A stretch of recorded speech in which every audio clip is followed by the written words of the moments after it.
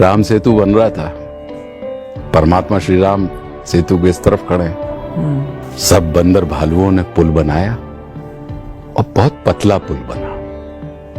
अब पतला पुल बना, उनको लगा कि इतनी बड़ी सेना इस पतले पुल से कैसे पार जाएगी और जा पाएंगे कि नहीं जा पाएंगे, कहीं ऐसा ना हो कि टूट जाए। तो मर्यादा पुरुषोत्तम श्री राम, उन्होंने कहा कि सबसे पहले मैं चलूंगा।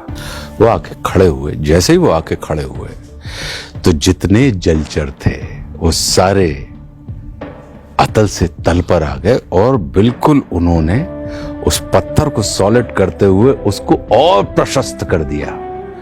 और देखते देखते सारे जलचर और सारी लोगों ने देखा कि यार कहीं ऐसा ना हो कि ये अभी तो ऊपर आए हैं, पैर रखें और हम डूब जाएं। लेकिन परमात्मा श्री राम चलते चले गए और पूरी सेना उस चौड़े पुल से पार हो गई।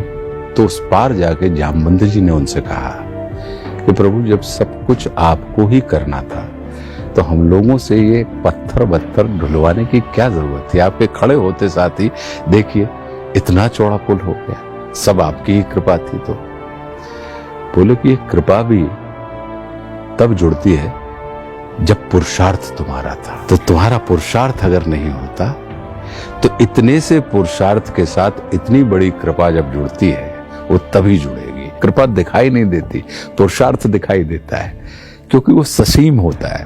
पुरुषार्थ की सीमा होती है तो इसलिए वो दिखता है, और कृपा जो होती है वो असीम होती है, इसलिए वो दिखाई नहीं देती। जैसे मंदिर में मिला हुआ प्रसाद अगर जमीन पे गिर जाए तो हम उसको उठा के खा लेते हैं, लेकिन ऐसे घर में गिरी हुई जमीन के में गिरा हुआ अन्न उठा के खाते हैं हम क्या?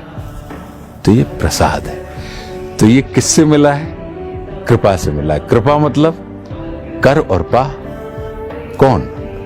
आप नहीं करता कोई और है और पाते आप हैं। तो करते गुरु हैं और पाते आप हैं। तो ये कृपा है, वो आपको मिलती। तो ये अपने आप में बहुत अनूठी अद्भुत बात है और मैं इसका बहुत मतलब मैं इस चीज की कद्र करता हूं और मैं ये मान के चलता हूं कि कितना परम सौभाग्यशाली हूं।